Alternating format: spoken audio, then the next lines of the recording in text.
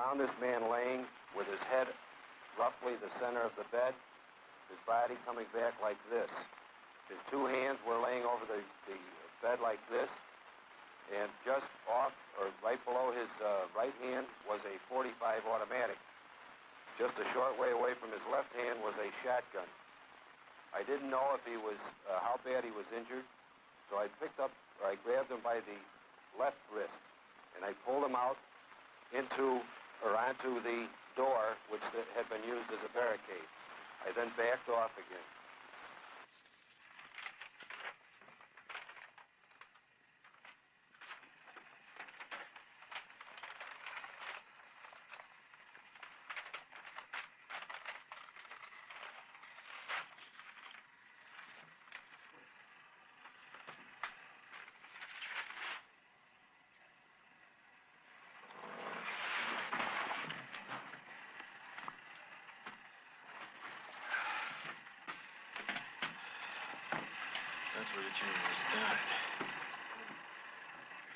I'm the deputy chairman of the state of Illinois Black Panther Party, Fred Hampton.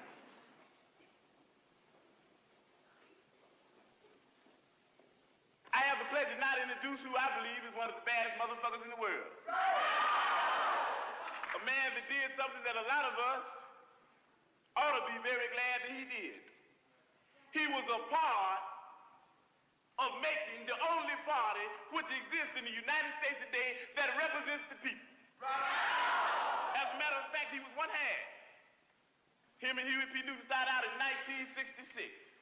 Sometimes I think where some of us were in 1966. I think what we would have said if we'd heard about some niggas going out in the street talking about carrying some guns, fighting all them policemen because we didn't know they was pigs out there in the streets. And I think I'm speaking for the whole party of the state of Illinois. I know I am. When I say that we love Huey P. Newton, we love Elridge Cleaver, we love Bobby Hutton, we love the Black Panther Party, and we love Chairman Bobby Seale. We love them because they were the first ones that took a stand against capitalism and racism and said that we'll fight it till the end. We said we join the line somewhere, motherfucker. If you try to pass us, we'll blow your brains out. They were the first ones that came through with the program that was initiated for the benefit of the people. All those things that I named and reasons why we love them are reasons that make it beneficial to us. But let me simply say when I'm introducing Brother Bobby that we love him because it's lovely to love. Chairman Bobby Seale.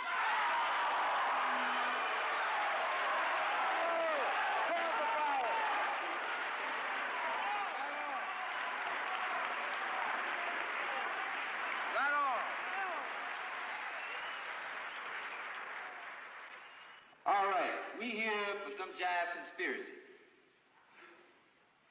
You know what we gonna do? We are going to defend ourselves, because Huey P. Newton said that power is the ability to define phenomena and make it act in a desired manner. Power is the ability to define phenomena and make it act in a desired manner. What kind of phenomena? Social phenomena. What is the social phenomena? Black people, Mexican American, any kind of people begins to learn that the social phenomena is that in fact U.S. racist, decadent, capitalist, imperialistic America is a police state. That a police state exists here, that these pigs are doing nothing but protecting the avaricious businessman and the demagogic politician, protecting the exploitative system that they got going.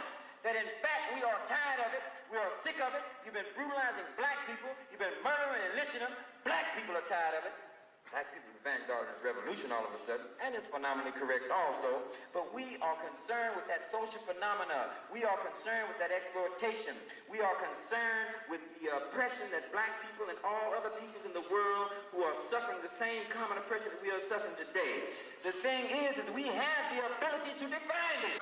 So, if we have the ability to define it, the only next thing to do is get organized. Get organized. So when a pig walks up to you, or a pig gets to jive with the people, you'll be so organized, you'll be learning some tactics, you'll be learning some revolutionary principles, you'll be having some guns hid out somewhere, you have some proper tactics. That when the pig gets to jiving with you, the pig gets wrong, you whoop your guns out on him, blow him away, and then you have the ability, in fact, you have made that pig act in a desired manner.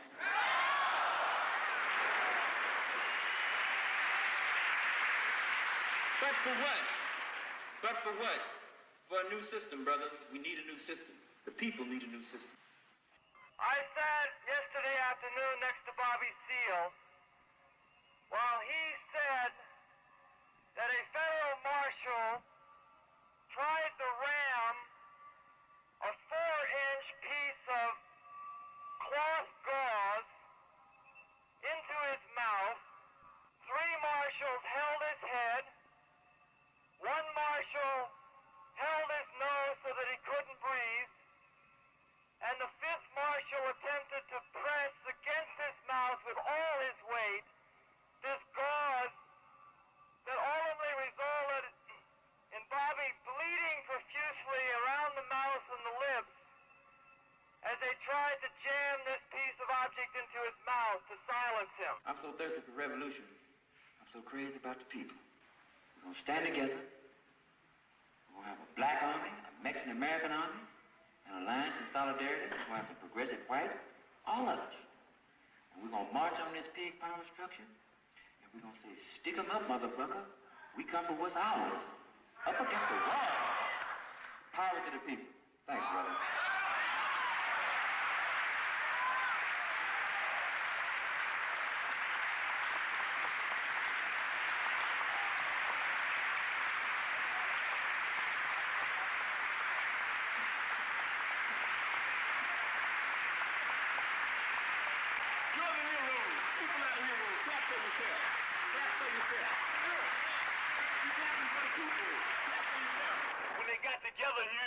Bobby Seale, yes, they got together with guns, and there's nothing wrong with that, because we need some guns. Black people need some peace. White people need some peace. And we are going to have to fight. We're going to have to struggle. We're going to have to struggle relentlessly to bring about some peace, because the people that we're asking for peace, they're a bunch of megalomaniac warmongers, and they don't even understand what peace means. And we've got to fight them. We've got to struggle with them to make them understand what peace means. Bobby Seale is going through all types of physical and mental torture. But that's all right, because we said even before this happened, and we're going to say it after this, and after I'm locked up, and after everybody's locked up, that you can jail revolutionaries, but you can't jail a revolution. Right. You might run a liberator like Harris Cleave out the country, but you can't run liberation out the country. You might murder a freedom fighter like Bobby Hutton, but you can't murder freedom fighting. And if you do, you come up with answers that don't answer, explanations that don't explain. You come up with conclusions that don't conclude. And you come up with people that you thought should be acting like pigs, that's acting like people and moving on pigs. And that's what we've got to do. So we're going to see about Bobby, regardless of what these people think we should do. Because school is not important and work is not important. Nothing's more important than stopping fascism, because fascism will stop us all. We're going to see about Bobby, because Bobby came and saw about us. When I saw that he had 16 pieces of adhesive tape strapped across his mouth, when I saw the gauze around his head, when I saw that his ankles were strapped in leg irons to his chair and his hands handcuffed to his side, I knew that we would unite in this country to stop this outrageous criminal Nixon stampede over elementary human rights. We will free Bobby Seale and we will stop this trial. A lot of people don't understand the Black Panthers Party's relationship with white mother country radicals. A lot of people don't even understand that words that Elrich uses a lot. But what we're saying is that there are white people in the mother country that are for the same types of things that we are for stimulating revolution in the mother country. And we said that we'll work with anybody and form coalition with anybody that has revolution on their mind. We're not a racist organization because we understand that racism is an excuse used for capitalism. And we know that racism is a byproduct of capitalism. Everything would be all right if everything was put back in the hands of the people. And we're going to have to put it back in the hands of the people. Everybody in the state of Illinois is going to have to be involved or even around the revolution, because we're going to have one. We're gonna have to do more than talk. We're gonna have to do more than listen. We're gonna even have to do more than learn. We're gonna have to start practicing, and that's very hard. We're gonna have to start getting out there with the people. And a lot of times we think we're better than the people. That's an insult and that's criminal. It's gonna take a lot of hard work. Come on in, little brother. Come on in, little sister. Y'all can sit down and get something to eat. Sisters and brothers. Y'all take off y'all's coat. We need some more cups out here. Sit down, man. Everybody gonna eat. Y'all can eat as much as y'all want to. Right on.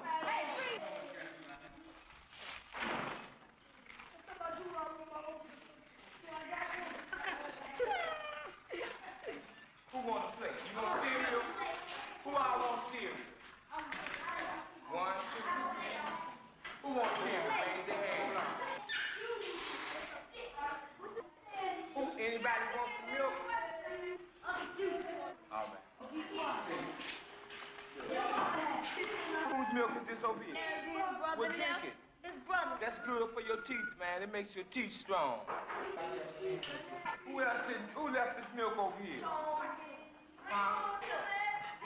That's what the Breakfast Children program is. A lot of people think it's charity, but what does it do? It takes the people from a stage to another stage to another stage. And any program that's revolutionary is an advanced program. Revolution is change, unending. Just keep on changing. That's what we do.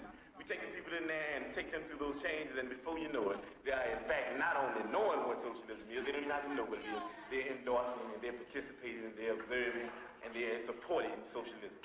Oh, you finna go to school now? All right. Right on. All power to the people. That's the people's thing. Socialism is the people. You're afraid of yourself. If you're afraid of socialism, you're afraid of yourself.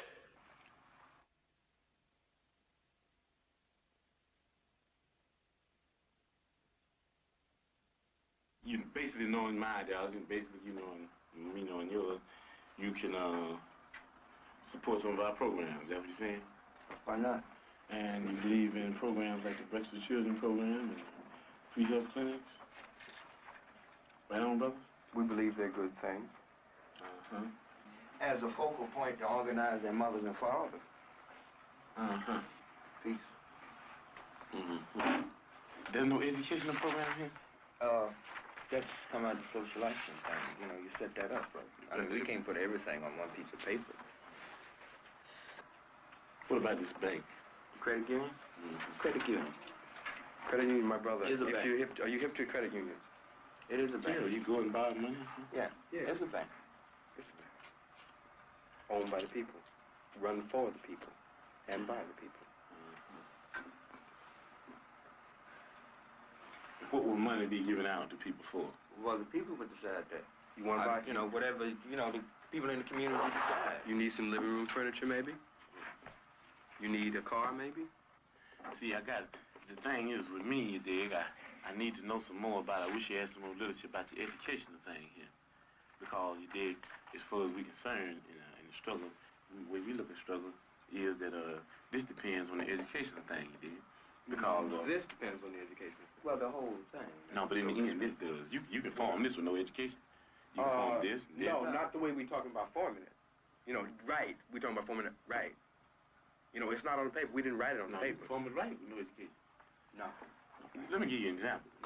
Yomo Kenyatta formed the excellent revolution with no education. And on the day of the end thing, Yomo told the motherfucker, said, well, you've been educated to hate the enemy, but I'm your brother. I'll help you lead the revolution. Now I'm going to oppress you. Another example, Papa Doc in Haiti. Papa Doc in Haiti hated everything white. Man, you couldn't put this white paper in front of Papa Doc's face. But he moved all the white people out and he took over and be oppressor. He did, because of no education. And the people that have been educated, they just said that we don't hate the motherfucker white people, we hate the oppressor, whether he be white, black, brown, or yellow. So we got to know the educational program to find out what is going to be in the finale. A lot of people, Yomo Kenyatta is called never a revolutionary, but an ex-revolutionary. So is Papa Doc. They brought on a successful revolution. That thing in the Mao's was a bitch. Bantu freedom fighters, all that kind of action. What we're saying is that it's the end. That you don't judge Castro now. You can't do it. Nobody in this room could judge whether Castro's going to be a revolutionary or not. You know what I mean? We're talking about things, you know what I mean, with China, the People's Republic, and even at the stage they're in now, talking about even going on further into a communistic state. That's what we're talking about. Those are revolutionary. So we got to understand here the educational program that you have to be able to figure out whether it will go on the right lines where the people will end up in a situation where they can be able to really control themselves. You understand what I'm saying? With no education, the people take this local foundation and start stealing money because they won't be really educated to why it's the people's thing anyway. You understand what I'm saying? With no education, you have neo-colonialism instead of colonialism, like you got in Africa now, like you got in Haiti. So what we're talking about is there has to be an educational program. That's very important. As a matter of fact, it's so important for us that a person has to go through 6 weeks of our political education before he can consider himself a member of the party, able to even run down ideology for the party. Why? Because if they don't have an education, then they're nowhere. You dig what I'm saying? They're nowhere because they don't even know why they're doing what they're doing. You might get people caught up in the emotionalist movement.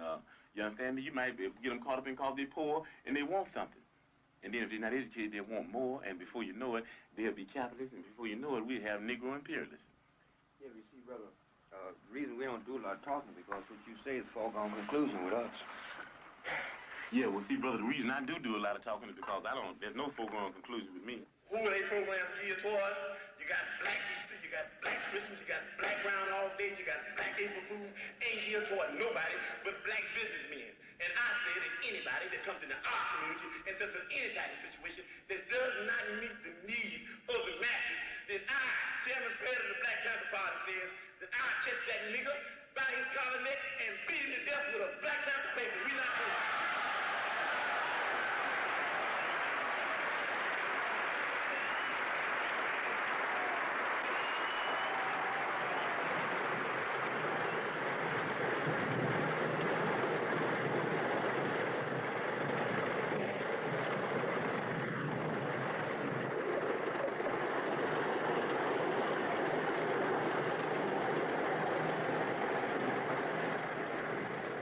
In that area where you have a high infant mortality rate, where you have lead poisoning, where you have inadequate medical service, we saw the basic need for free medical service, and we worked hard and worked over long periods of time in order to make that a reality. Now, up to this day in the black community, you have doctors there who are more concerned with private wealth rather than public health.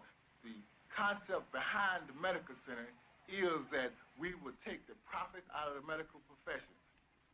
Our medical center is a direct result of the basic need in the black community for free medical service.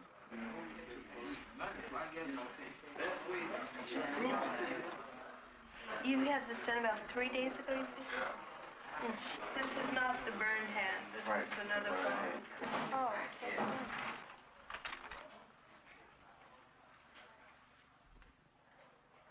Does it feel painful? No, it's not painful. Like it's infected and everything? No, it's not painful. It's good. Looks good, yeah. We got doctors for every day this week. Next week, we need one for next Thursday. Come to the clinic tomorrow for an appointment. What are the chances of getting an ambulance now?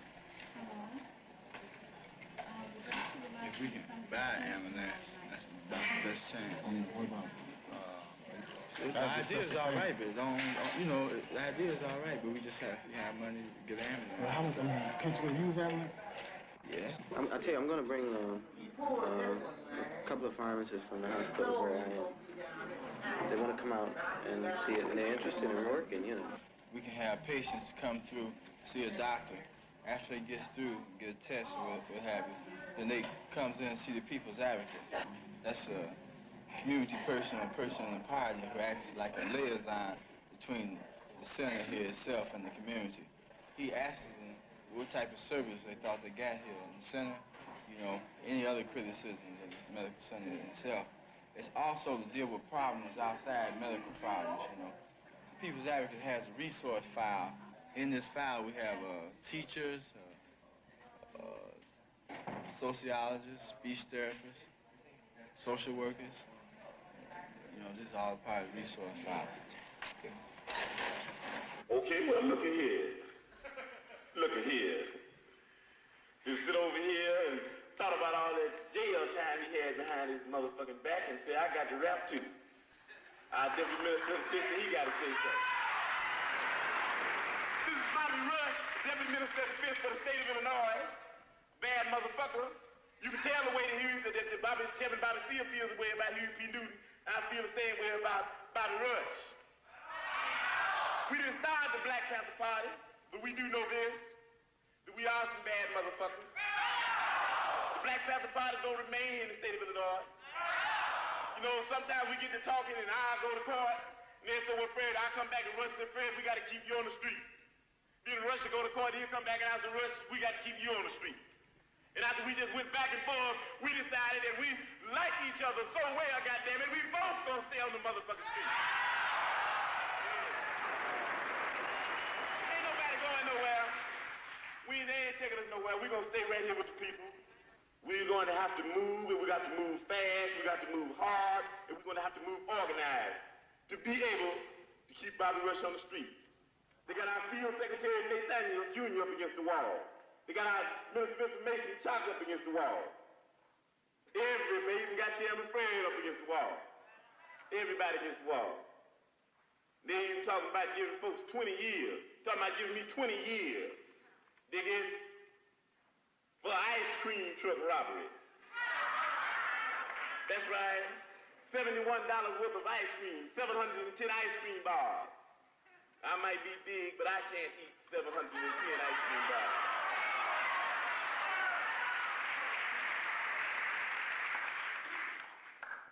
But even though they tried to give me all that bad publicity, they still came out in the end showing the true nature of a panther. Because they said I went into the truck, beat up this pig that was in our community exploiting people, took the ice cream bars from him, handed them out to the kids.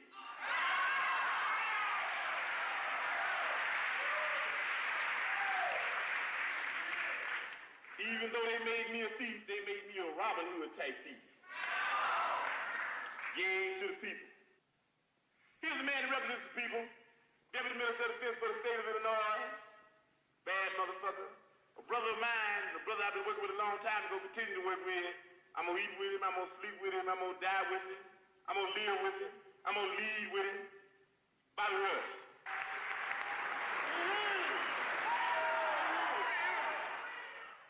We're gonna take the case to the people, and the people say that Fred is gonna remain free, that Fred is innocent of anything against the people. He might be guilty of fucking over the power structure, but we can relate to that. All power to the people, and we're going to move on this power structure, and like Bobby said, we're going to say, get up against the wall, motherfucker, because it's a hold up, and we came to get what's ours. Thank you.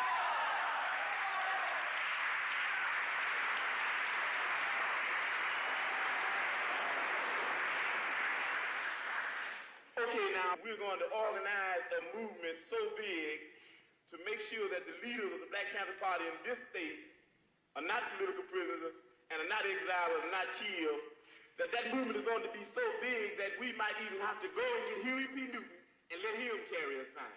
We're going to have everybody involved. We're going to have everybody involved. And we're going to start a thing called Free Fred. Don't that sound nice? Hey, let's do that. Free Fred. Free Fred. Free Fred. Free Fred. Hey, I ain't even in jail yet.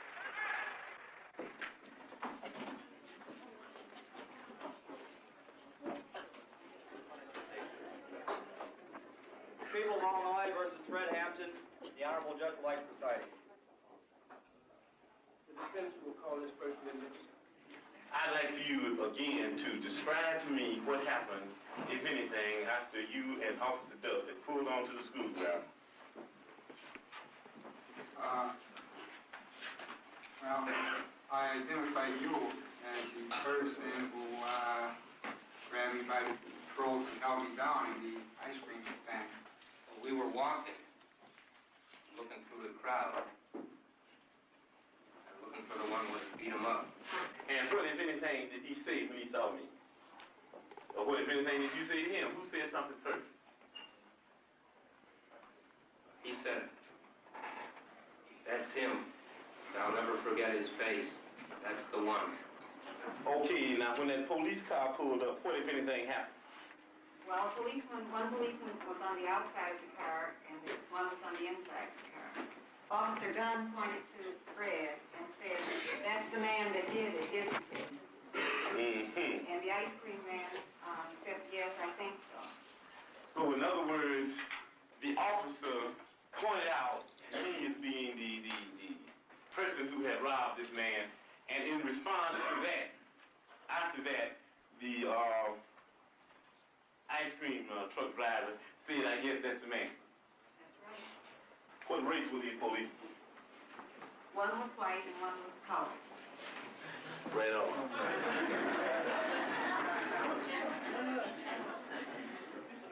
Officer Dunn, do you know the defendant, Fred Hampton? Yes, I know Fred Hampton. Do you know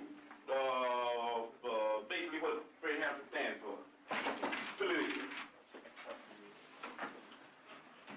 No, I don't. Officer Dunn, do you know the situation that poor people, black people and white poor people and red people and brown people are in this country today?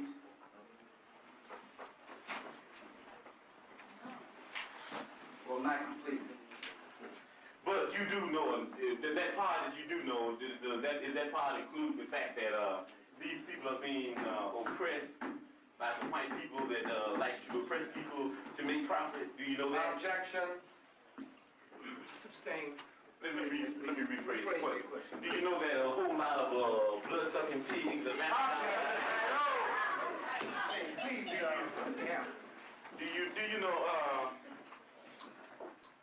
do you think you're free, Officer Dunn? Yes, I think I'm free. No more questions, Officer Dunn. God help you. So we always say in the Black Panther Party that they can do anything they want to us. We might not be back. I might be in jail. I might be anywhere. But when I leave, you can remember I said with the last words on my lips that I am a revolutionary. And you're going to have to keep on saying that. You're going to have to say that I am a proletarian. I am the people. I'm not the pig. You've got to make a distinction. And the people are going to have to attack the pigs. The people are going to have to stand up against the pigs. That's what the Panthers are doing. That's what the Panthers are doing all over the world. We have brought to trial here Fred Hampton. You are here to judge between two conflicting testimonies. Somebody is lying. Now, reason stands, and reason is very clear here, that Private Jones, who had come from Sanford, North Carolina, would have no great desire to see Fred Hampton up in this trial. But Fred Hampton, a key figure in this community, has great reason for not wanting to be put in jail. But the state's attorney and the state's attorney's office has reasons to see Fred Hampton in jail. We've got a new state's attorney, you see. And he said already what he thought about people that had different political beliefs than he had. His speeches sound somewhat like those of Hitler. And we know why he wants to see Fred Hampton put in jail. Why do I have a lot of arrests? Because of harassment. Why is that harassment? Because the people that harass me have set up a problem that made me disagree with them violently, and they set up this problem in order to exploit me and other people like me. And why they want to get rid of me? Because I'm saying something that might wake up some other exploited people and some other oppressed people, and if all these people ever get together, then these pigs that are exploiting us, we'll be able to run them into the lake. That's why they want to get rid of us. And it's just, it's sort of like a primary thing with me. I'm the first move that they'll make. I'm a part of an organization that will be the first organization they'll move on, because I happen to be a part of an organization, the Black Panther Party, that is the only organization, in fact, that has came out and stood up loud and clear and said that we don't care what anybody says, whether they have guns or not, and badges or 18 uniforms. If whenever they step outside the bounds of legality into the bounds of illegality, then we'll blow their brains out if they're bothering the people. And what makes them mad about that? They're constantly bothering the people. Anybody that's out there for the protection of the people happens to be in direct conflict with them. What makes them mad about it? What makes them mad about it is that they have black people and white poor people and red poor people and Puerto Rican poor people and Latin American Puerto Rican people of poor people of all descents. They had them caught up in movements based on racism when the Black Panther Party stood up and said that we don't care what anybody says. We don't think you fight fire with fire best. We think you fight fire with water best. We're going to fight racism, not with racism, but we're going to fight with solidarity. We said we're not going to fight capitalism with black capitalism, but we're going to fight it with socialism. We stood up and said we're not going to fight reactionary pigs and reactionary state's attorneys like this and reactionary state's attorneys like Hanrahan with any other reactions on our part. We're going to fight their reactions where all of us people are getting together and have an international proletarian revolution. Right on.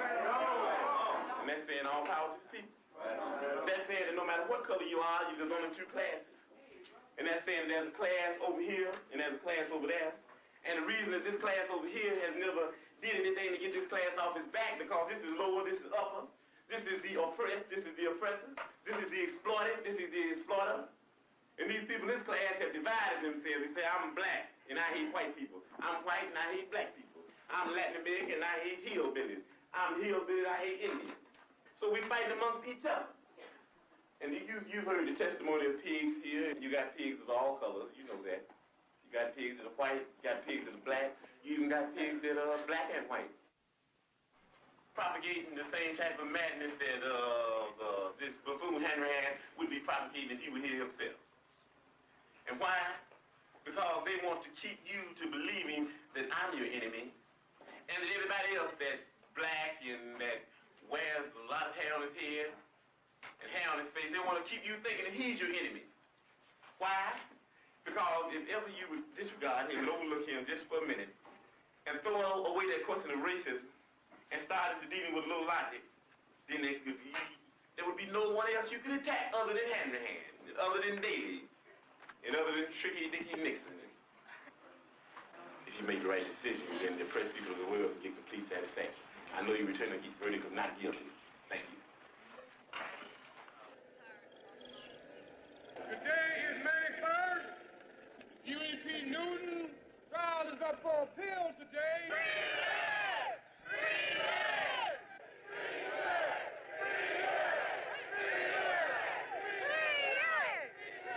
Our chairman, Fred Hampton, has not arrived yet. The pigs are trying to incarcerate him. These are some of the things we have to deal with.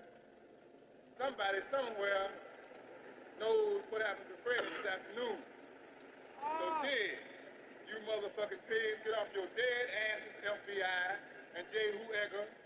Right up. You did? And find Fred before 7 o'clock.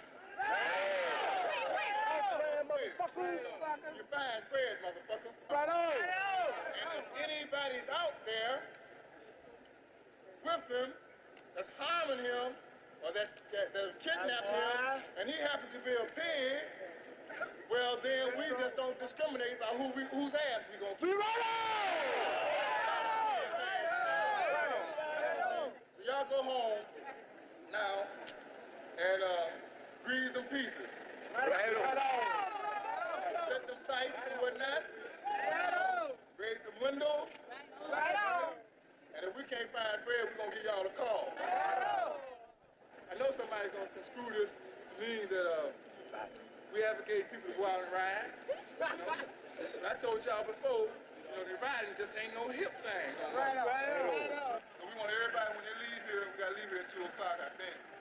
Hey, pig back there, do we have to leave here at 2?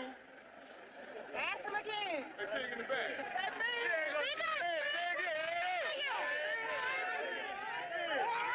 Come on, check out that cheap pig, that old, decrepit motherfucker. Right on! And that's why we stay a little while longer. Put it on our head.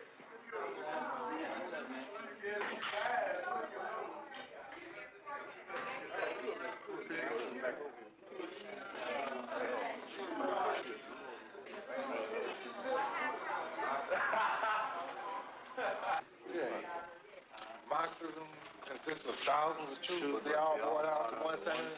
Right to rebel. You dig it? Panther headquarters. A police raid is expected. We're praying that Hanrahan leads the charge. Praying he leads the charge. I said that the pigs were checking out tonight. I said it. I do. Well, we go out there. Let's go out there. Yeah, but they'll be here. We don't know what time they'll be here, but we think they'll be here. Your brother's gonna try to blood you out. What's your name? All I know is we got lead. Nothing got on Otay. That's kind I got. What type of blood do you have? Be positive. Make sure you don't get me no pig blood. Huh? Red now. Red, right on. All those posts by window, if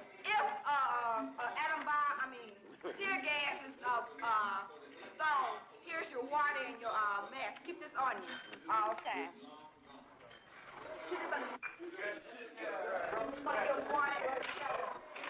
You know, I know a lot of people, you know, that hear things like this and see things like this, couldn't understand the motive behind this. Some of us, young people, and you know what I mean, I know a lot of people couldn't understand. Me, myself, you know, I was born in a so-called bourgeois community and had some of the better things you could say of life. And I found that even some of the better things of life for black people wasn't too cool. And I found that there was more people starving than there was people eating. And I found that more people didn't have clothes than they did have clothes. And I found that I just happened to be one of the few. And I made a commitment to myself that I wouldn't stop doing what I'm doing until all those people are free. A lot of times I wanted for it to be possible for people to be free under capitalism. I wanted for socialism to be able to be brought about through means other than violent means. But those were times when I was trying to be subjective. I was looking at things and trying to make them the way I wanted to make them be. Because I didn't mind dying, but I just thought, well, everybody shouldn't have to die. What we're saying is that we're more than people that are for armed struggle.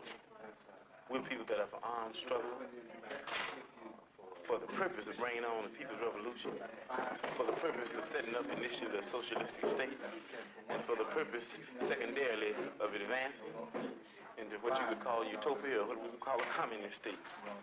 We're saying that by observation and participation, by educating and by arming and by teaching the people revolutionary political power, we think that we as the vanguard can move those people that need to be moved that way. We can let those people ride our backs as oxen down the path of social revolution. And on and on and on, and finally, like we said, utopianism, what you call communism. We're very confident that nobody's coming in the front door. Nobody. No gas. Nobody getting on the roof, Jeff. I want you to know that. Nobody getting on the roof. We believe in, what is it? Fire, cover, and fire. The Minister of Health and doctor are going to be covering me while I'm loading up. Now, see, in other given situations, like when you're trying to frighten enemy, see, because when you got height on him and you got firepower too, you want it back. What do you say? Look here. What do you say about this building right over here on West, around the corner of West? I think about 10, 12 stories. It's higher than this one. Yeah. Now, see, the only way we can get him is out shoot him or give him more firepower. See, we can keep him pinned down. He can't get up to shoot if there's too many bullets coming at him. So the only way that we can get him is out shoot him, put too much firepower on him where he can't raise up. Well, therefore, what you're saying is we got to eliminate, just throw that process out of our mind by firing from this balcony like that. No. You just that and a whole lot of semi-automatic and automatic action on him over there, and he ain't got no time to sight nobody. That's right. Just keep it down. Yeah. You know, it might sound reactionary on my part, man, but I just wish they would come tonight. Yeah, well, I want them to come. I wish they would. The Minister of Defense. I said the people. Why don't you get a military viewpoint of how much chance they got of coming up here? No, it's impossible. That's right. What has Elwood said? It's the difference between 20 million niggas and 20 million niggas armed to the hilt. This is impossible, man. I ain't bullshit. I ain't know. And I didn't realize it, man. Right. 007. Yeah, Jack, but see, we put Rush out there and you, and he won't even be able to get up. Two aim. Hey, we aren't asking for no war. No, but the way I see it here, but the way I see it, if kids try to take this here office, I think the people would have their first people's victory. Wait a minute, who was that? Wait a minute, We're drawing the line right here. Pigs will come no further. They are not going to make us retreat. We're going to have somewhere, no matter how far we run, no matter how long we have to run, that when we reach that point, we're going to be able to stop and say, in the voice you hear you say it is, that, motherfucker, you done went too far, you did? Because I got my gun, motherfucker, and you got yours. And if you try to shoot me with your gun, motherfucker, if you try to take my gun, well then I intend to blow your motherfucking brains out. That's what it got to be about. That's what it got to be about.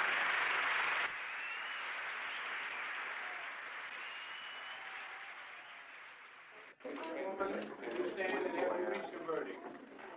We have, Your Honor. What is your verdict? We, the jury, find the defendant, Fred Hampton, not guilty.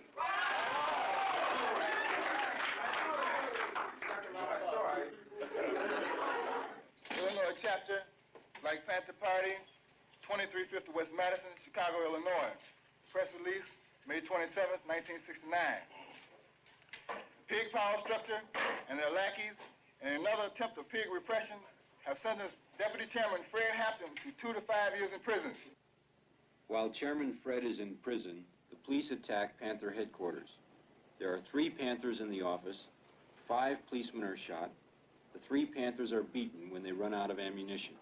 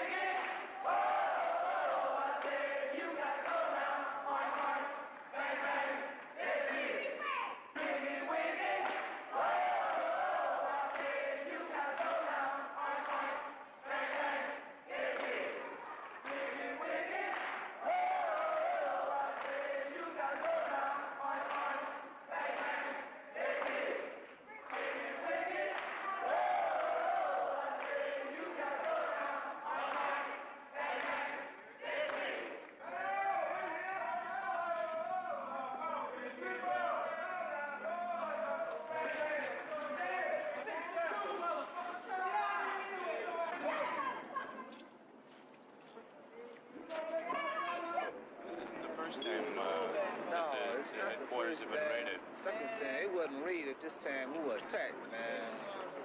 They just, you can look at the windows, man.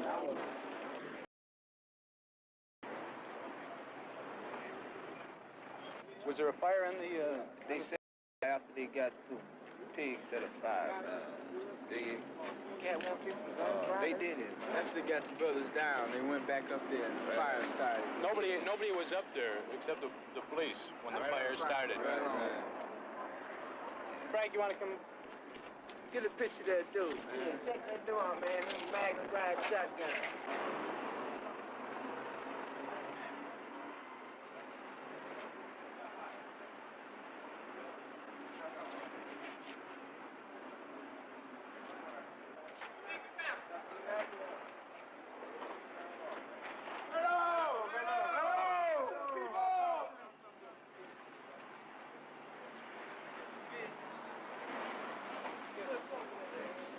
Learned enough from other bystanders to confirm the woman's story. Cook said similar tactics have been used to raid on Panther offices in other cities recently. The Panthers, Cook said, have strict standing orders not to fire, but return any fire directed at them. The injured man, identified as Larry White, right on, and attended Cook County Hospital, said they had head wounds and undetermined gravity. It was believed the man may have been injured while scuffling with police seeking to take them into custody. Right on, Pete. He ran it. He jumped from the roof. Right on! Right on, Pete. He taking them notes. Right on, Pete. Pete ran it. Oh, ran it. Pete ran it, goddamn. Right on, one out here. Where they be somewhere? We here. We ain't going nowhere. We say to Pig, Daly, Hammerhead, Hannaran, Pig Collins, and the rest, no more brothers will be taken from us without cause. Chairman Fred is gone from the streets where his heart and his people are, but not for long. For the people's love for Fred Hampton is lovelier than lovely.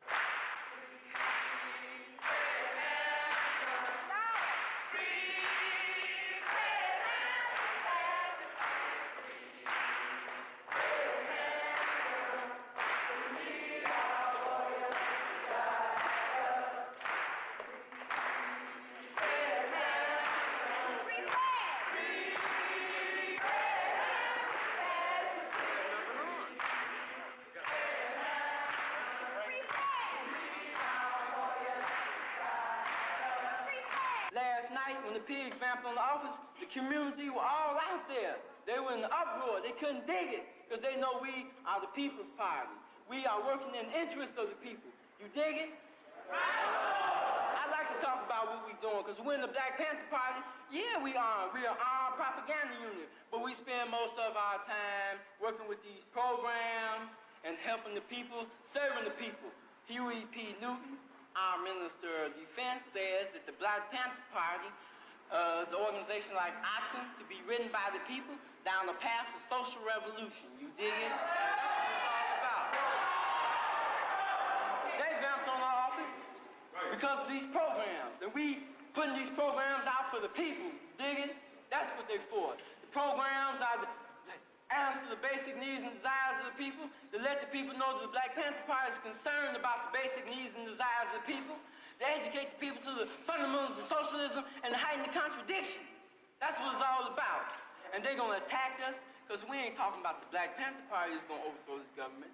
We saying we're going to heighten the contradiction so the people can see the injustices that go on and the people can decide whether the government needs changes or not. People get ready. Revolution come. You don't need no ticket. Just load it down. All you need is a peace and love for the people. You don't need no ticket. Just load it down. I believe. Bread and we must all be free. Learned a lot when I was in prison. I had an educational process, a learning process. Sometimes I started thinking about some of the action that's going to be taken against me and other members of the party, and I said, I don't know why I'm not scared. And you know what I define as being? I define as being a people high. I define as being high off the people. You high? I'm high. You understand what I'm saying? I'm high off the people. Send me away to the penitentiary, and I went to the penitentiary way down in Menard in the north. I'm thinking, I said, well, I'm way down here in the country. I might can't hear no people. When I got to Menard, I myself, even being in the vanguard, had to get on my knees and learn from the people. I had to put my ear to the ground, and when I put my ear to the ground, I heard a beat. Hear that beat. Always hear the beat for the rest of my life. Feel all right about the beat? Give me a beat now. Come on now. Ain't you high? If you high? Ain't you high? I'm high. I'm high. Oh, I'm high. Oh, I'm high. Oh, I'm high. Oh, I'm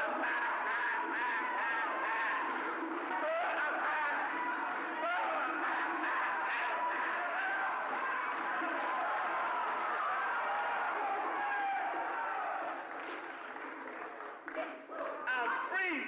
Yeah. You know what we're talking about? We're talking about a beat that can't be stopped by anybody.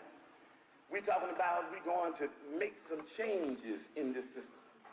We know they have our pictures. We know they're looking for us. We know they want us. But we're still saying that even though we could be in a sense, as far as this system goes, on the mountaintop, we in the Black Panther Party, because of our dedication and understanding what's in the valley, knowing that the people in the valley, knowing that we originally came from the valley, knowing that our flag is the same flag as the people in the valley, knowing that our enemy is on the mountaintop, our friends are in the valley, we say even though it's nice to be on the mountaintop, we're going back to the valley.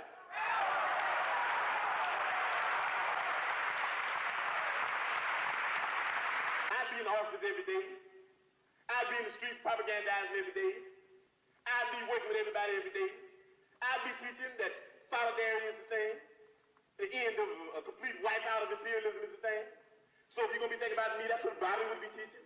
If you're going to be thinking about us, all we say is ain't no thing about going nowhere, getting killed.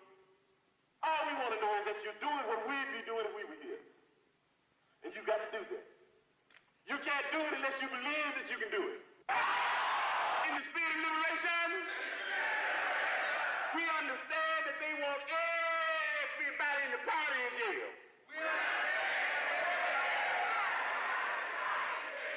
If we try to figure out and separate and divide who should go and who shouldn't go, we spend more time doing that than working for the people. So the quick solution, the speedy one, nobody go. Nobody go. We all stay right here. With the people. Because we love the people. Okay, you can put your hands down now. We say all power to all people. We say white power to white people. Brown power to brown people. Yellow power to yellow people. Black power to black people. X power to those that we left out. We say Panther power to the Vanguard Party. When you leave here, you hear saying the last words, now before you go to bed tonight, say I am a revolutionary. Make that the last word. In case you don't wake up, then somebody might believe it and you might, end up in what they call it, revolutionary happy hunting grounds. Say that I am a revolutionary.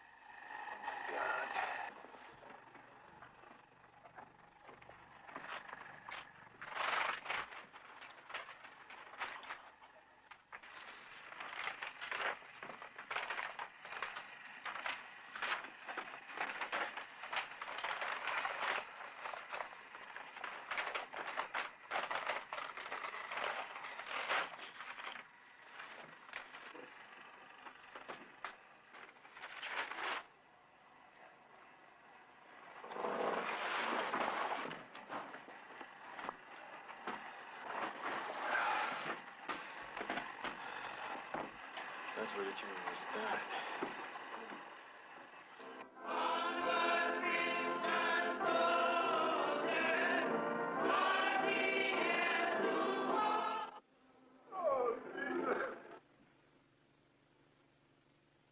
We can mourn today,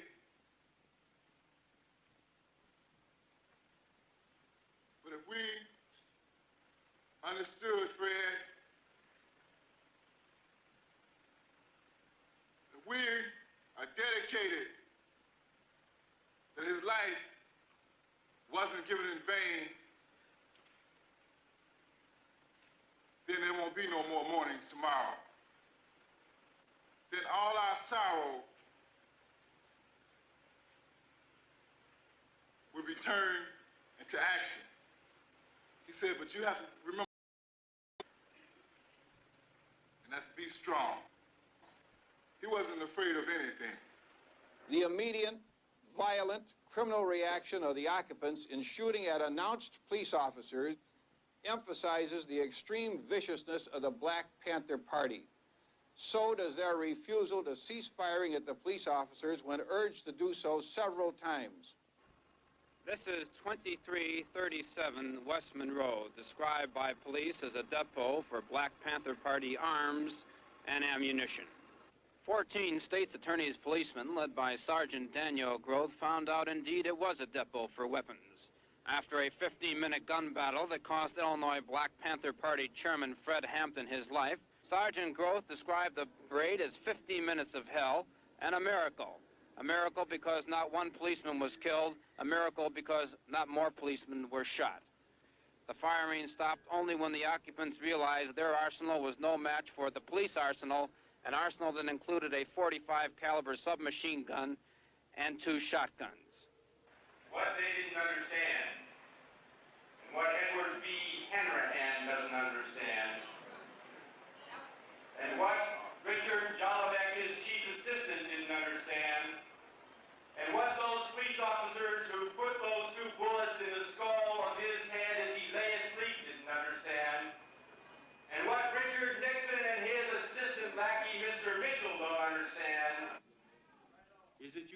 kill Chairman Fred. Right on! What they didn't understand is that anyone who would try to kill him is and shall ever be an enemy of the people.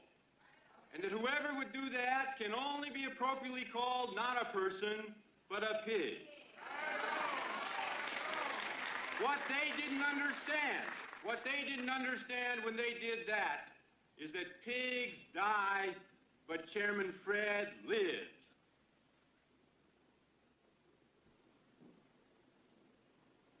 You are the ones who are gonna decide for yourselves what happened in that apartment on the morning of December 4th. You're gonna decide whether or not Fred Hampton and Mark Clark were the victims of premeditated murder.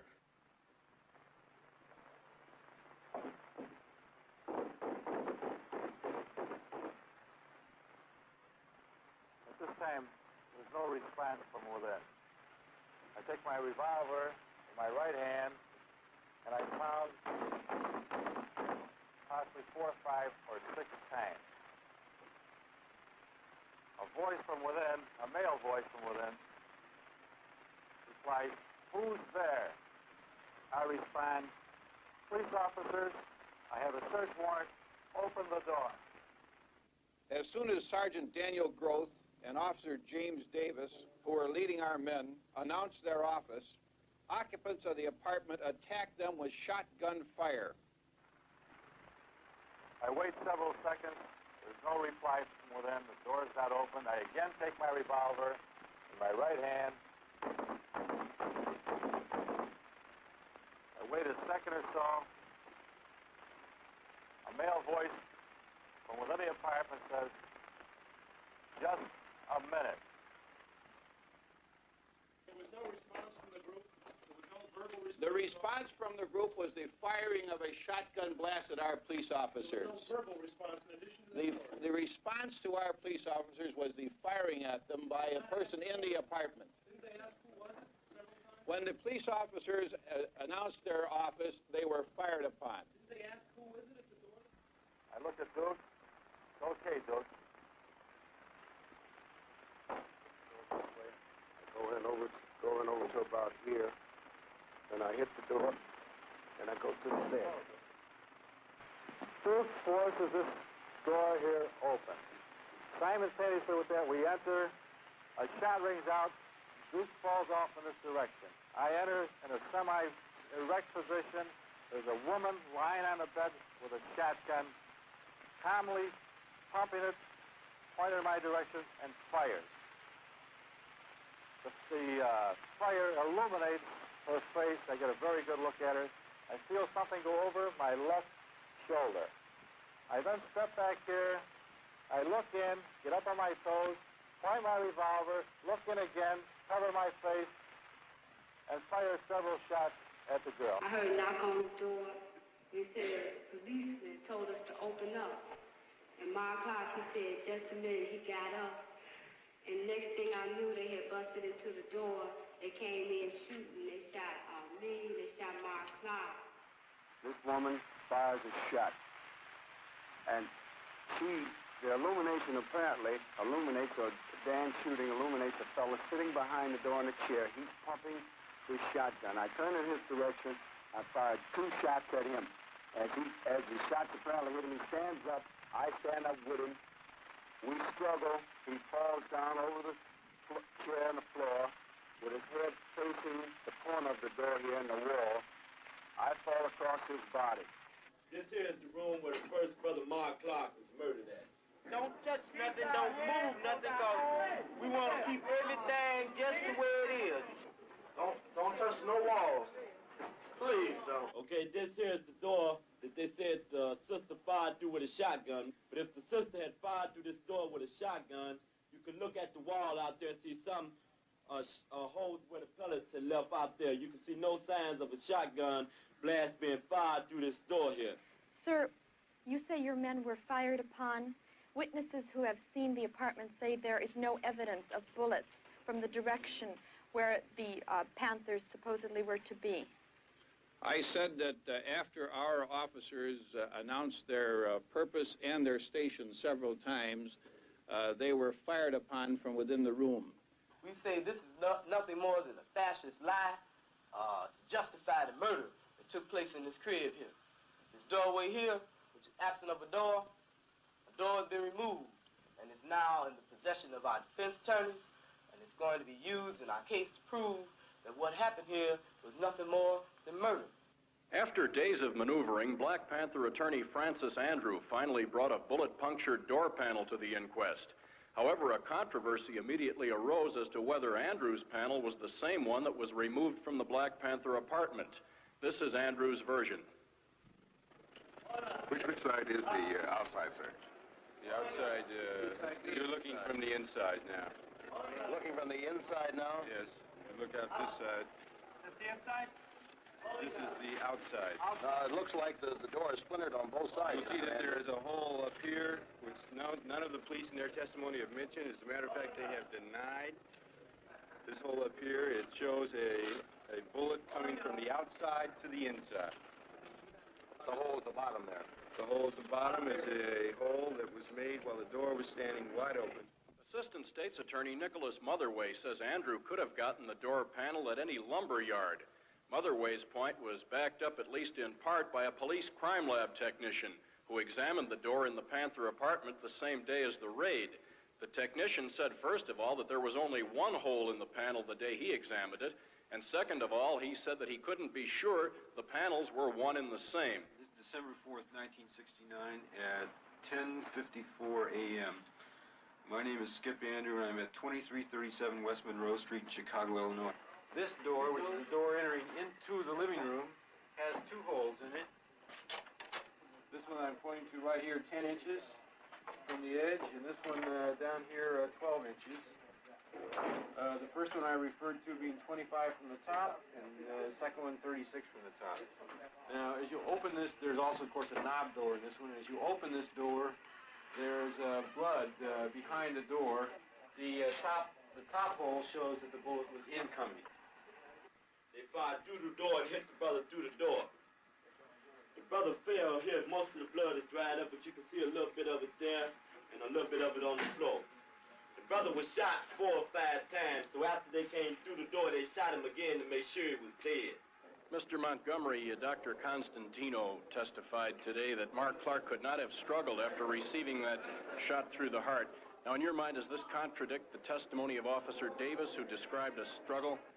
Yes, it seems to me that that was a very startling thing. We also learned that the bullet, which was in fact recovered from Mr. Hampton's body, was a bullet fired out of a carbine by Officer Davis.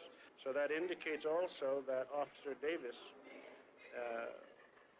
may well have walked into that back bedroom, contrary to his testimony, and fired a shot into the body of Fred Hampton at one point in time or other. There were 6 of us assigned to the back door. I came up on the back porch. I placed myself to the right of the door. I put my head down enough so I could hear if there was any conversation in the building. I heard people talking in the front, and then I heard a loud shot, sounded like a shotgun. I backed up and kicked the door open. I started in, and before I could get past the threshold, there were 3 shots fired from the rear bedroom. They were directed directly at the back door as I was coming in. I backed out again. Only by the grace of God were 1 of our or 2 of our police officers prevented from being killed when they were fired upon as soon as they announced their office and knocking on the door. On December 11th, 1969, the Chicago Tribune carried a story that it characterized as an exclusive version from the state's attorney's office. Why was the disclosure made in the Chicago Tribune?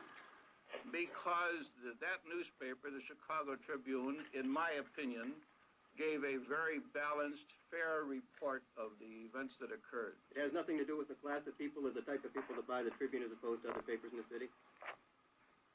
Does anybody have a sensible question?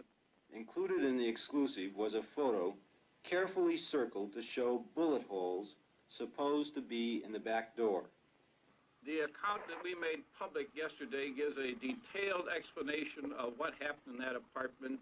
I stand wholeheartedly behind it as absolutely accurate. There is one inconsistency in, well, for example... I do not intend to quibble about that account. Do you intend to get at the truth? The account that we gave of the events is the truth. One of the 4 pictures you gave the Tribune had 2 bullet holes on the right side of what was supposed to be the rear door. Henry has lied before, and he's going to lie again. That hole that he's blown up in the papers is a hole of a nail. Tight close-up of a nail head. Plus a little bit of the door hasp. Plus the door hasp. Mm-hmm. Now, here you see the large nail heads being pointed out. I have said that we released the pictures. We have not characterized or described the conditions that they portray, other than to say that that is an accurate portrayal of that particular object. Do you know if any of the 4 pictures they received had portrayed bullet holes in any of the walls? Another photo claimed to show the bullet-riddled door across from the bedroom.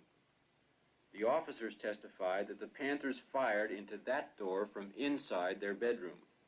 In fact, the door in the photo was the bedroom door, and the holes in the door were made by police gunfire at the Panthers. As you can see, bathroom door is intact. Not only the bathroom door, but the entire wall area is intact. There was a picture of the inside of the door to the bathroom, yes. That door, our reporters discovered, corresponded to one on the front living room adjoining the bedroom. There were holes in the door. When the door was open, those holes corresponded to holes that were in the wall adjoining between the bedroom and the living room. And when they stuck a stick through the holes, they all matched up. I make no evaluation of the pictures, other than to say they portray conditions as they existed in that apartment at the time those pictures were taken. This is the door that's supposed to contain numerous marks from a stray shotgun blast and small arms fire, which again was fired by members of the vicious Black Panther Party who were standing in this bedroom here, shooting out into the hallway here. I urge your inventory of each of these vicious weapons. This attack by the Black Panthers on the police, plus the weapons which were recovered at the depot where they were storing them, clearly demonstrates the true character of the Black Panther Party. I've never denied that there was no weapons there. As a matter of fact, he would be a fool if he didn't have a weapon there, knowing the ferociousness of the pigs, how they just jump out of the cars and shoot you down, how they knock on your door and blow 19-year-old sisters' heads off with shotguns, how they kill 2 brothers in 1 week. Yeah, and as a matter of fact, everybody that's concerned should have something in their homes to protect themselves, because Hanrahan is a madman. Mr. Hanrahan, can you tell me why your officers did not try to use tear gas? Isn't this the usual procedure to flush someone out of a building? Our officers used the means necessary to effect the search and to prevent themselves from being killed upon after they were fired upon. Isn't it true that your men usually use tear gas in situations such as this, and why didn't they use it this time? No, that is not true. It is not true? They came with murder on their mind, you see. Even if they wanted to take somebody to jail, it would be a simple matter of just shooting some tear gas in here to draw everybody out. Right on.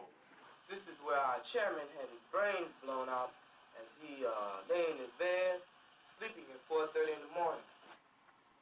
Someone came into the room, started shaking the chairman. Said, Chairman, wake up, the pigs are vamping. Still half asleep, I looked up, and I saw bullets coming from, it looked like the front of the apartment, from the kitchen area. They were, pigs were just shooting. And about this time, I jumped on top of the chairman. He looked up. Looked like all the pigs converged at the entranceway to the bedroom area, back bedroom area. The mattress is just going. You could feel the bullets going into it. I just knew we'd be dead, everybody in there. When he looked up, he didn't say a word, and he didn't move, except for moving his head up. He laid his head back down to the side like that. He never said a word, and he never got up out the bed. The person who was in the room, they kept hollering out, "Stop shooting, stop shooting. We have a pregnant woman or a pregnant sister in here." At that time, I was 8.5 to 9 months pregnant. My baby was to be delivered in 2 weeks. Pigs kept on shooting. So he kept on hollering out. Finally, they stopped. They pushed me and the other brother by the kitchen door and told us to face the wall. Heard a pig say, "He's barely alive, he'll barely make it." I assumed they were talking about Chairman Fred. So then they started shooting the pigs. They started shooting again. I heard the sister scream. They stopped shooting. Pig said, "He's good and dead now." The pigs were running around laughing. They were really happy, you know, talking about Chairman Fred is dead. I never saw Chairman Fred again. Inflammatory statements and false charges against our office have been made by spokesmen for the Black Panther Party and others, despite the fact that the speakers had no reliable knowledge about the occurrence. Well, the best account that I can give is the room that I was in and the actions of things surrounding me personally, you know. First thing I remember when I woke up was a knock on the door, and it was only a matter of seconds. In fact, I'd say it was less than 5 seconds that I heard, you know, shots.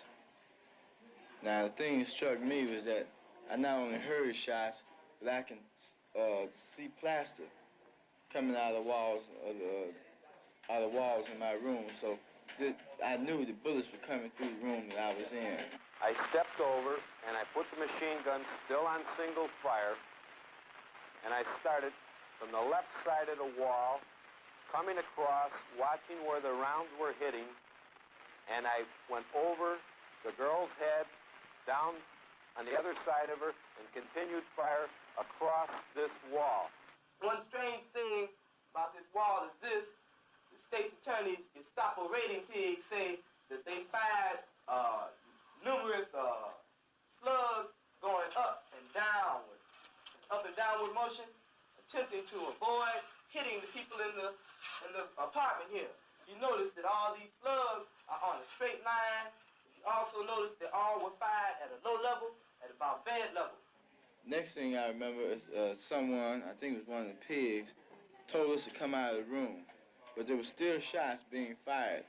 Now, I didn't know at this here time that people were coming through the back door, but I took it that shots were being fired in the back of the house and at the front of the house. And, you know, they were all coming through the walls. The walls were nothing but plasterboard. And, you know, a bullet come through the front of the house, it would go all the way through out the back. Somebody told us to get out, but I remember we were so afraid and bullets were still coming that we remained on the floor. I heard another pause, and then one of the pigs told us that if we don't come out, he was going to put something in there that would really get him out. The idea came in my mind that he was going to shoot tear gas or something in there. We realize that there are still some people remaining in the front bedroom. We don't know whether they're injured or not, so I plead and I conjure, I beg them to come out. Please come out with your hands out, throw out your weapons. But the next thing I heard was a barrage of shots, real fast. And, you know, we were hit this time. I started with the gun, still on single fire, being very careful and watching where each round hit on the wall. I walked them around the girl sitting on the bed and brought it all the way across the wall again. As I was doing this, Officer Davis was stepping up, and he started firing across the wall from right to left. I put one shot into the door. I put a short burst with the machine gun on automatic fire into that closet. I fired 4 or 5 shotgun blasts into the bedroom. the second form, still coming up, caught a blast as the gun came further across the room. They told me, to get up and walk. And I told them I couldn't. And then I think they hit me or did something. They told me they would kill me if I stayed there. So I kept trying. I managed, to get up, and I made a little hop, and I finally hopped out, I am taking the word of our policemen over what we understand is supposed to be a version provided by defense attorneys and by the occupants of the apartment. I was hit 5 times. I was hit 2 times in the stomach, 1 time in the leg, and I was hit, grazed in each hand. Yeah. This is just a scar. I had to have a section of my colon taken out because of infection, and I was shot over here. I expect the general public to recognize the quality of these men's work, and the political consequences can take care of themselves. Of course I don't plan to resign. He's changed his story every time from newspaper to newspaper, from one channel to another channel. He's had to change the story as we've brought up facts, truths about the evidence that he reportedly have given out, such as the nail heads, such as the bullet holes and whatnot in the walls. And it's only my conclusion is that Hanrahan, if he wanted to give an objective opinion about what happened here that morning, he would have to come to this apartment and find out, because he's dealing in a whole lot of subjective analysis, because the man haven't come to the apartment to find out what really did go down in the apartment. And we invite Hanrahan here to see for himself the evidence that we have shown to the masses of people and to the public. Mr. Henry, have you been at the scene yourself? No, I have not been at the scene. Based on available evidence, namely the physical condition of the home and its contents, the physical condition of the remains of Fred Hampton, the search warrant was merely of the police was to murder and maim. This blatant act of legitimatized murder strips all credibility from law enforcement. In the context of other acts against militant blacks in recent months, it suggests an official policy of systematic repression. The pious statements of State's Attorney Hanrahan concerning the brave response of the police against the vicious Panther attack, and his allusion to the grace of God concerning the sparing of the policemen, only makes the situation more macabre and terrifying. As an individual, are you convinced that the official version is a lie, that it is a case of murder? Personally, I am. Anyone who went through that apartment and examined the evidence that was remaining there could come to only one conclusion, and that is that Fred Hampton, 21 years old and a member of a militant, well-known militant group, was murdered in his bed, probably as he lay asleep. It seems very clear to us that he was assassinated, and the police officer who did that assassination then walked away from it, and said to other people, Bobby Rush is next. Now, all of you who know Bobby Rush know that he is the Minister of Defense of the Black Panther Party and also one of our clients. And all of you also, I assume, know that Bobby Rush's apartment was broken into last night and also searched, but fortunately for him, he's still alive because he was not in the apartment. Do you think if you had been in your apartment yesterday, you would have been shot by police? Yes, I would have been murdered. I still think there's a great possibility of people trying to murder me. All the moves in the past, the initiative has been on the part of the police. They've murdered Fred Hampton. They're out to murder me. It's like they'll murder anybody that's black in this country. Do you think there's going to be retaliation then by the Panthers? There won't be any retaliation by the Panthers. I think that time will come when the people themselves will take the power that belongs to them into their hands and move to guarantee life, liberty, and the pursuit of happiness. We will not be forced underground until the people, we really feel satisfied that we've done our duty, performed our duty to educate the masses of the people to the injustices that the power structure inflicts upon poor people in this country. All the mass demonstrations that young people endorse that this is happening right now. Bobby, what's the next move for you personally? There's no personal anymore. I'm a people's man, so I do whatever the people decide. There's nothing personal about it whatsoever. And the Panthers will be there to serve the people in the end. Okay. Thank you very much. Of course, numerous people have attempted to make formal and informal investigations with a report by the grand jury for the Federal District Court in the Northern District of Illinois.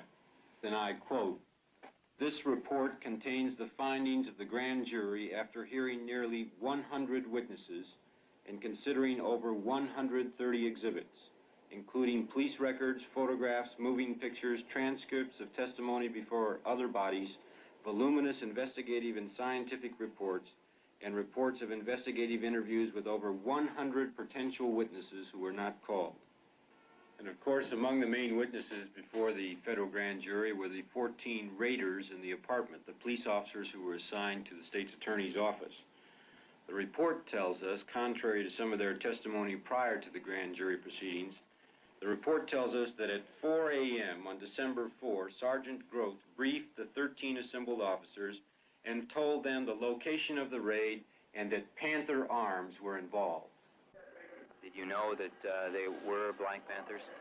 No, we didn't. We just knew that, or we were informed that there were guns and contraband in the building. Did you have information that indicated that Fred Hampton might be there? Not to my knowledge. You just knew that there were guns and possibility of that these may have been Black Panthers? All we knew is there were guns in there. At this point, it appears that the people who are deceased were in the gun battle? Oh, they were definitely in a gun battle. I mean, they were firing at police? Yes, sir. We saw the shots coming out of the two bedrooms. Sergeant Groth, of course, from the beginning claimed, along with his fellow officers, that a shot had been fired by a young Panther woman in the far corner of the living room door as the officers entered the door. The report, however, explains the impossibility of this account given by the officers. Reading again now from the report from page 181, it says, "Groth, Davis, Jones, and Gorman," those are all officers, "all insist that a shot was fired by Brenda Harris at them as they came in the door. None of them could explain what had become of this shot, and it is not possible to draw a line from the southeast corner of the living room, where Harris was said by Davis and Groth to be on the bed holding the gun, out through the living room door, the entrance hall door, and the outside door. There are no holes in the west wall of the apartment." Officer Carmody, when you knocked on the door, what happened? Well, I didn't actually knock. I heard our officers at the front announce their office and shots fired. So I kicked in the back door, and as soon as the door opened, I could see shots being fired at us at the back door. You have any idea how many shots were fired? Quite a few. I have no idea. Do you have any idea over how long a period the gun battle ensued? It seemed like an hour to me. Of course, the raiders would have us believe that they approached the apartment in a gentlemanly fashion, that they were attempting to save human life. They knocked on the door and they announced their purpose. They fired no shots until they were fired at. They called for a ceasefire on at least 3 different occasions. Thereafter, 3 times, Sergeant Groth ordered all his men to cease firing and told the occupants to come out with their hands up. Each time, one of the occupants replied, "Shoot it out," and they continued firing at the police officers. By their own testimony, they admit that for 12 minutes, for 12 solid minutes in those early morning hours, there was gunfiring in that apartment. And yet the federal grand jury concludes that only one possible shot could have come from a Panther weapon. And that shot could have come through the door by a man who had just been shot in the heart.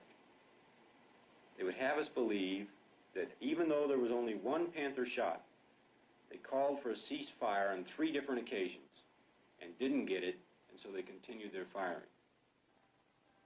The great variance between the physical evidence and the testimony of the officers raises the question as to whether the officers are falsifying their accounts.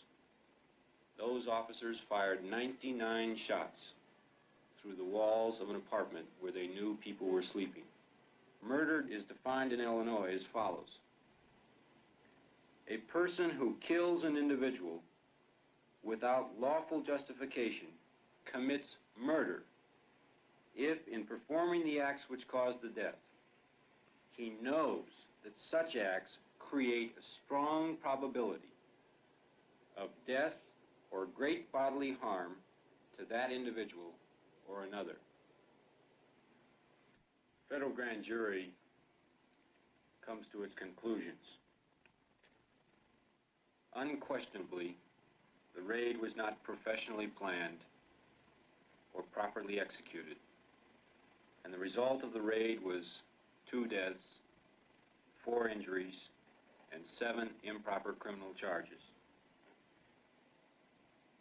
In spite of those conclusions, the report then goes on to say, the physical evidence and the discrepancies in the officers' accounts are insufficient to establish probable cause to charge the officers with a willful violation of the occupant's civil rights. I want you to know that I want you to say, if you ever think about me, and if you think about me niggas, and if you ain't gonna do no revolutionary act, forget about me. I don't want myself on your mind if you're not gonna work for the people. Like we always did, if you actually make a commitment at the age of 20, and you say, I don't want to make that commitment, only because for the simple reason that I'm too young to die, I want to live a little bit longer. What you did, you did already. You have to understand that people have to pay the price for peace.